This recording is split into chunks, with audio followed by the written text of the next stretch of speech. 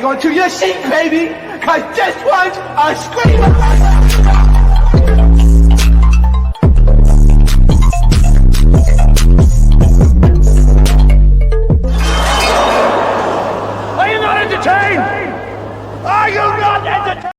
What is going on, entertain? So Tom comes out with another video, and we talking the Traitors. Okay, this is episode 4 and 5. Now, episode 4 shows us that Bob ends up getting up out of there. Bob, to me, played a horrible game, especially towards the end. Like, he was doing good like the first episode and a half, but later on, he became too boisterous. He became too known. A lot of what Traitors has to do with is you flying under the radar. If you're becoming too noticed and too boisterous and too out there, you might become a target. And also, another point of being a part of that show too, you also have to be not too quiet either, because then you could become a suspect. It's really a hard game that people think it's a lot easier to play. I feel like Traitors is harder than Big Brother. The reason why I say this is because there's not a lot of chances to save yourself, and I don't like that. At least Big Brother, you know, you got veto, you got HOH, you know, you got little hidden challenges, maybe here or there. Survivor, you got a hidden immunity idol. Traitors, you just got like, you know, luck. And, you know, you not looking suspicious. Like, it's hard. And that what Danielle said in episode 5 is so true. Like, it's a very hard game because you have to learn how to adapt. And I feel like Bob did not learn how to adapt. He still think he was in a workroom. What were you doing being all that loud in all those challenges? Don't you think that would have made you a target? I just feel like Bob really thought that he was doing his big one until he wasn't. That boardroom when they all sat down, and y'all know I don't like Monster Rob. I'm Team Bob over Monster Rob any day. I do not like that man. I told you guys that. Something about him rubs me the wrong way. I don't know what it is, but it gives very much, y'all know what it is. I don't even have to say it. Okay, look at the times we're living in. Look at the news. That's all I'll say. Anyways, he gives you very much that. So it's that, and also I feel like the shows he's been on, he's had such an easy, I feel like, ride. I feel like he's very overrated. But him pinning all the blame and also all the attention to Bob and said, I know who to blame, Bob the drag queen. And it was all of the name, you know, differences that he had in that last episode, episode 4. It was Bob the drag queen, Bob the queen, the drag queen Bob, Bob the drag. Bob, you done gained like 7 aliases being on the Traitor. I was like, who the hell they talking about? He said Bob the queen. Okay, that damn Rob said, let's get rid of Bob the queen. When did he say with your queen drumming up with that red dress on? Okay, when he was talking about Brandon fighting for Kenya, that's what Bob was to Rob. So I do think though it was a genius play. Like, props up to him. At the end of the day, it is game, not too much personal. So I feel like he did what was best for his game, because had they like continued Bob to be a traitor, they would have all gotten found out eventually, because he's very loud, and to me, he's not easy. He's not an easy person to work with to fly under the radar. So it was genius. What wasn't genius was all the faithfuls. You guys are idiots. If somebody is so adamant on somebody that is a traitor and they're 100% confident and they end up being right, you might want to look at them sideways, because like Wes said, thank God for Wes. That ginger head dude, let me tell you, Wes is very smart. He may not be the most likable, but that dude has a brain on his shoulders. I don't care what nobody say. Okay? That nigga, he's a smart dude. That's a smart dude. Because he was one of the only people that kind of peeped that. How are you so 100% that he was a traitor and you're right if you're not one yourself? Because you're in the same room unaliving people. And that's exactly what it was. Okay? The other faithfuls to me are very dumb, because you guys seen him be so confident and you guys didn't take notice of that. And then you guys are treating him as if he's some hometown hero. It's only 1 or 2 of y'all that's gonna win the money. So I'm confused as to why everybody is so, oh my God, you saved the day. This is like, there's no head of household in this crap. some of them are playing like his big brother, and it just bothers me because it's like you guys are such followers. Oh, just because he had such, a reputation going into the game, it's a new game at the end of the day. So it's everybody's game for the grabbing. So why are you guys giving so much onus and just, oh my God, like y'all bowing down to the man's feet as if he done, he sacrificed his life for our sins. Like, it's ridiculous. And Caroline is starting to irritate me because it's like, why are you not playing your own game? Like, you're becoming too much of like a yes, okay, man. If you believe somebody needs to get unalived, let them be unalived. So on episode 4, they also, of course, unalived Jeremy on the episode or whatever, because they felt as if he was gonna try to get Danielle, which Danielle was very adamant on making sure that he was getting rid of. My whole thing too, that what made Bob so obvious is his reaction to the people that came in the door. He's like, "Oh my God, whoa!" Like, come on now. If that's not obvious, I don't know what is. Like, how many more signs did they need? That line Bob did not eat. How dare you say that about God? Let me stop judging. But you feel me? Because he said, "I swear to God," or he said, "I don't believe in God." Everybody's like, "Oh my God," starting to go all crazy, stupid, stupid, stupid. So there goes Bob the Drag Queen. Now there was a lot of stuff I saw online about homophobic. Like, my whole thing is I didn't see any of the cast being homophobic towards him or anything like that. They weren't saying they were being homophobic to him, but they were saying like the way that they were making so much iterations of his name, it was a little bit, off-putting. I will say the only person that like is of course Mr. Rob. Like, come on now. The way he said, "Let's get rid of the queen," it's just like let's get rid of the faggot. Like, he wanted to say that so bad, but he didn't. You feel me? Like, that's how he felt on the inside. I know he's happy about what's going on in today's world events.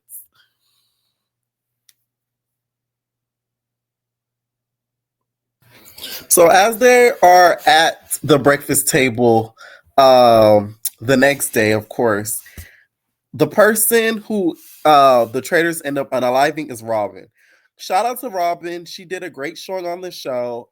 Say what you want about her, but she really came. She talked her crap.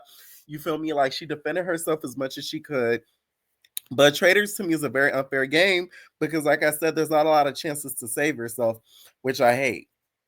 Now, some of the cast members, while waiting at the breakfast, are noticing that Caroline is being extra kooky. Like, that is a hard bitch to read because she's like that on the regular.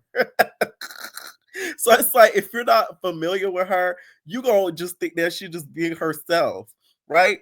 So Wes, after finding out Robin has been unalive, he starts to sort of suspect Boston Rob because he feels as if Rob was too sure of Bob. So everybody gets up from the breakfast or whatever, and here comes Rob going to confront Wes on my like, oh man, are we good? Because I hear that you put my name out there. So we good? Okay. And then this Wes, the reason why he said that is because I feel like you are like I was complimenting you, and like that would be so fire if like you were a traitor and that you put the blame on Bob, and you figured out Bob just by your great skills. That's Wes. Wes, please. You should say I do, but no, I get it. He don't want to get murdered, so it's like I get it. Like, I get it, I get it, I get it. But it's like Rob just gets on my nerves because he's just so cocky with it. Like, oh, it infuriates me. Like, y'all gonna be like, you hate this man. I don't hate this man. It's just like there's certain people in reality TV. Like, I just feel like they are very overrated, and he's one of those people. I just feel like he never has been on a cast with like very intelligent people, like extremely intelligent people. Not that the Traitor cast is dumb, but the Traitor cast, they're not familiar with. A lot of them are familiar with who he is and what he's done. You know what I'm saying? Like, them Housewives girls, them Bravo girls, they don't know who the hell that man is. Only the Survivor girlies know, and the Big Brother girlies sort of know a little bit. You feel me? And there's not a lot of them. So the challenges to me for Traitors are always confusing. I'm not gonna lie. Like it always never really makes any sense. I feel like the explanations to me are never thorough. If I was there, I'd be confused as hell, just praying that I won. So during the challenges, from what I saw, you have the opportunity to basically try to save yourself multiple times. Danielle has the worst poker face. You can never rob a bank with that bitch. I mean, god damn, girl, what are you doing? She's shaking in her boots. She's shivering. She's shaking. She's stumbling her words. I'm like, this lady does not know how to play this game without seeming stressed. She's always looks like she's under stress. That in itself would make me suspicious of her because she never seems calm or has a cool head. It's sort of scary because it's like, girl, like, do you not know how to just like look regular? She always look like she up to something. Okay, or like she just stole something. She don't want people to find out she stole it. That's the face that Danielle always has. She makes a huge mistake during the competition where she basically, instead of saving herself, she tries to save Robin multiple times. So Robin, not Robin, my bad, Dolores multiple times. Child, they're one and the same. Dolores multiple times. So Dolores at one point was like, why are you so sure that you're not going to be unalived? Why wouldn't you want to save yourself? And she's like, well, I'm like, if you don't, oh my God. This is not the Danielle for Big Brother. It's just not. It's not. I gotta stop having all these expectations for these reality stars that competed years and decades ago because they're not the same. Danielle done had competed Big Brother in like a decade or two. She done had kids, some more kids. It's like she been through life. So it's like not too much. Okay. Like she's doing the best thing she can. You know, I want to see her win. I want to see her have fresh install of sniggerless braids. Cause I am sick of seeing them sniggerless braids and her hair tore up. Whoever did them braids for you, Danielle, they really sabotaged you. I don't care what you say. Like it bothers me. It really does. Anyways, I like Danielle though, but I'm just saying. Now, the biggest mistake she also made going back from that challenge, I feel like this is the one thing you shouldn't do on Traitors. You should never point a target at somebody with a group of people. You should always do it individually. So that way, if that in let me see, this is how I'm telling you. If I ever end up on a competition reality show, which I'm manifesting I will be this year. Hallelujah, Jesus. I'm speaking in tongues, dogga. Let me tell you, you never point a target or who you want to target or who you think should be next on Traitors around a group of people. You should do it individually because that way, when you get on that round table, it's your word against theirs. If there's other witnesses there while you're saying, oh, this person I think is a traitor, and they're the ones doing all the murders, guess what? They're going to have 3 to 4 people backing them up that was in that room. Look what happened to who did that and it happened to them this season. I think it was Bob. It was somebody who did that and they were getting backed up. And I've seen it happen in Survivor too. That's like the dumbest thing you can do. You have to do it individually. So it could be your word against theirs. No witnesses. Period. Especially in a game like Traitors. Because then you could just say, you're lying. I never said that. You're lying. You feel me? You guys are all lying. Y'all was even in the same room. So you're lying. You feel me? That's how I'm just saying. So that was a big mistake because she's on the bus and she says she thinks Caroline is a traitor. So Zac Efron's brother was on there. It was 2 other people on there on the bus as well. Why she's targeting freaking Caroline, I wouldn't even know. She went on Twitter, you guys, and said she knows it looks messy, but she'll explain.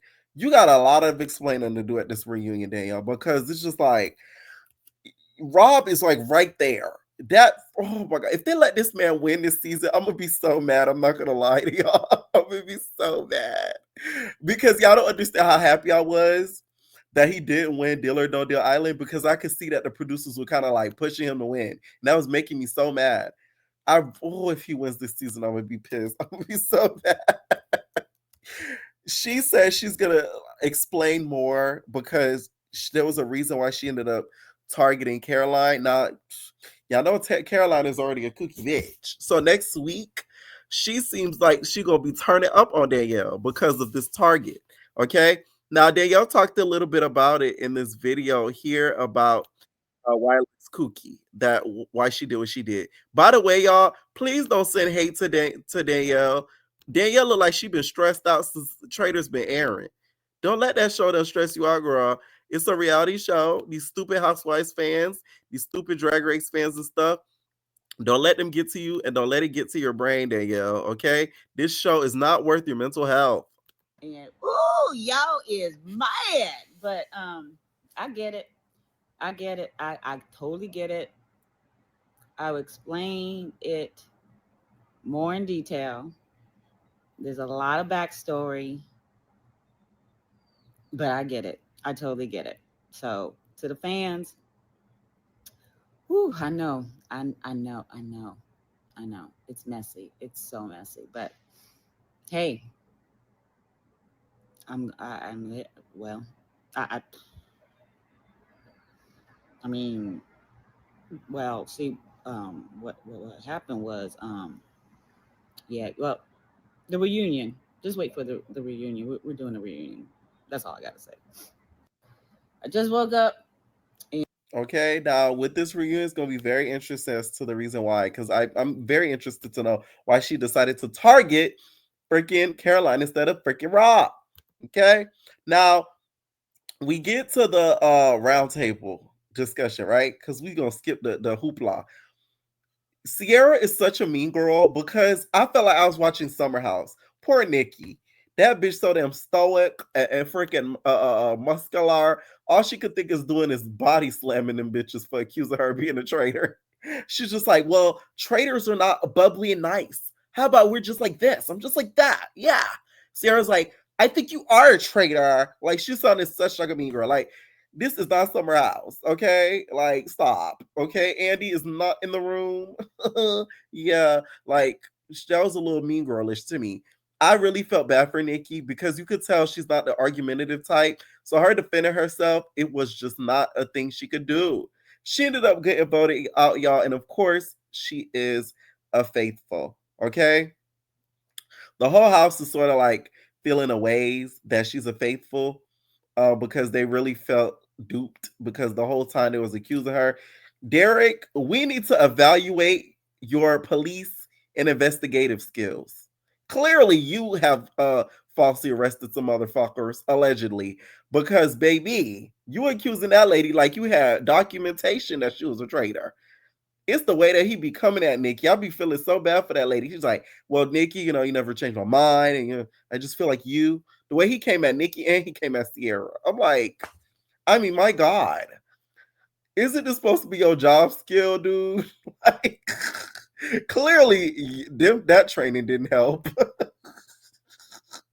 You guys, that Efron brother clocking more tea than you. And he's an actor. I'm just saying. So Zac Efron's brother though is playing a very well game. He's being messy.